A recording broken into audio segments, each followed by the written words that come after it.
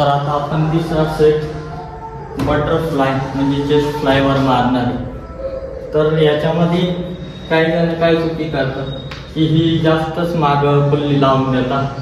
ह्याच्यामुळे काय होतं, ज्यावेळेस तुमची नॉर्मल पोझिशन आहे ह्याच्यात पण तुम्ही ज्यावेळेस मागं स्वतः स्ट्रेच करता त्यावेळेस म्हणजे प्रेशर चेस्टवरनं हटून ते शोल्डरवर जातं। मग त्या टायमाला तुम्हाला चेस्टपेक्षा जास्त स्ट्रेस हा शोल्डरवर फील होतो। पण मग काही जणांना तसं नाही चालत, काही जणांना जसं जास्त चेस्टवर फील होत असेल त्या पद्धतीने घ्या। आता मी माझे प्रकारे सांगितलं।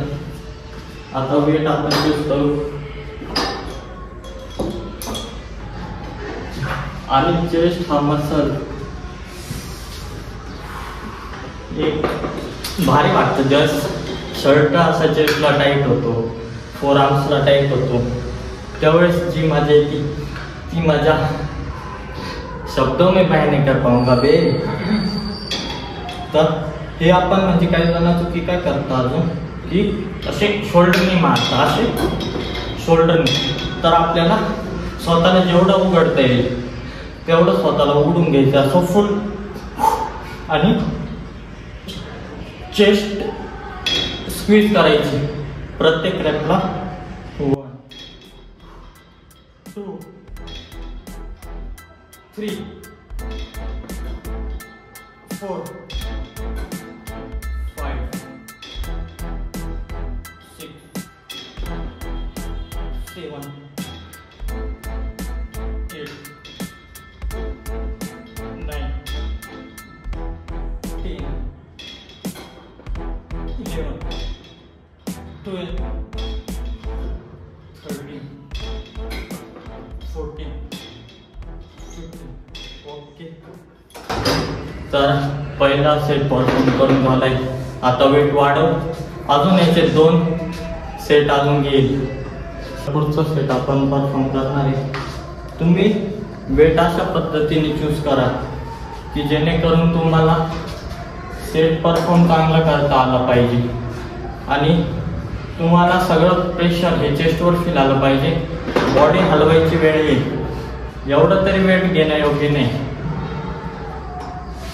आता ज्यावेळेस तुमचे 12-13 रॅप झालेले असतात, 8-9 रॅप झालेले, त्यावेळेस थोडं पुश करण्यासाठी तुम्ही बॉडीचे मुवमेंट केली तर ठीक आहे। पण तुमचा पहिलाच रॅप आहे, पण त्याच्यात पण जर तुम्ही असं करत असाल तर ते नॉट राईट। तर चला दुसरा सेट 1 2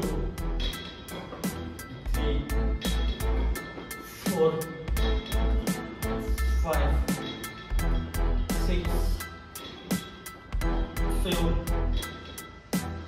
8 9 10 11 12 13 14 15 partials 1 2 3 4 5 ओके। आज चेस्ट पूर्ण तोडून ठेवायची, पूर्ण ब्रेक झाले पाहिजे मसल, आणि ह्याच्यावर पण लक्ष द्यायचं। नुसते मसल ब्रेक करून तर काय फायदा नाही। तुम्ही मसल ब्रेक करणार आणि खाणारच नाही तर रिकव्हरी पण स्लो होणार, तुमची ग्रोथ पण नाही होणार आणि सगळंच चुकेल।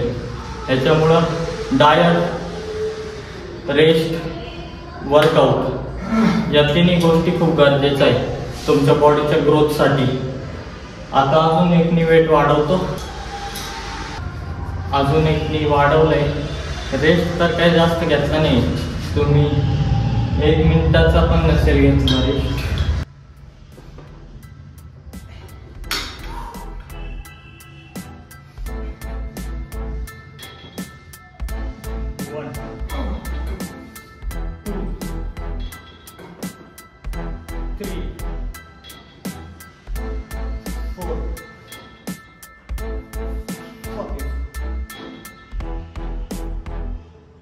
6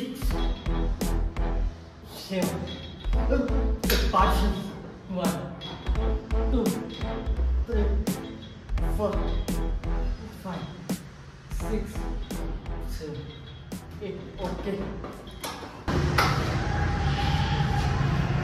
अजून एक सेट घेऊ कारण सॅटिस्फायच नाही वाटलं. अजून एक सेट आणि 5 ते 6 रॅप. बाकी पार्शल्समध्ये ज्यावेळेस तुमचा मसल पूर्ण म्हणजे ज्यावेळेस मी असं होत नाही मला इथंच लॉक होतो ज्यावेळेस हँड, त्यावेळेस पार्शल्स मारून घ्यायचे. कारण ते पण तुम्ही ज्यावेळेस पूर्ण व्हॅल्युएशन घेता असं ते पण त्याच्यासारखंच आहे.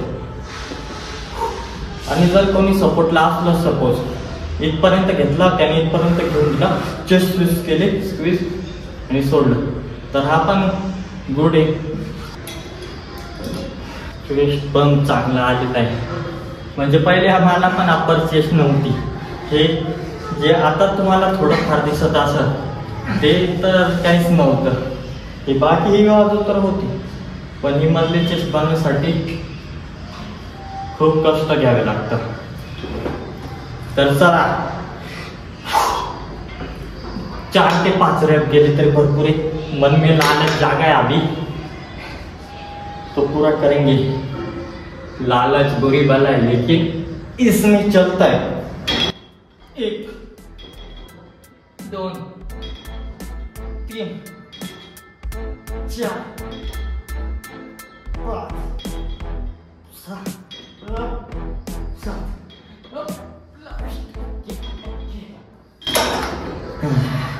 आता जरा मजा आली ना. तर आता पुढचा पण सेट परफॉर्म करायचा आहे. आता आपले 3 सेट कंप्लीट झालेले आणि आपले भरपूर गप्पा पण रंगात आलेले आहे. अजून पुढं तर खूप गप्पा मारायच्या. व्हिडिओ पूर्ण बघा, मध्ये मध्ये स्किप करू नका. तुम्हाला माझी जर्नीबद्दल भरपूर काही कळेल. तर चला पुढचा सेट आपल्याला फ्लाय मारायचा आहे. Chest fly. हा फ्लाय पासून मारला तो फ्लाय झोपून मारायचा आहे.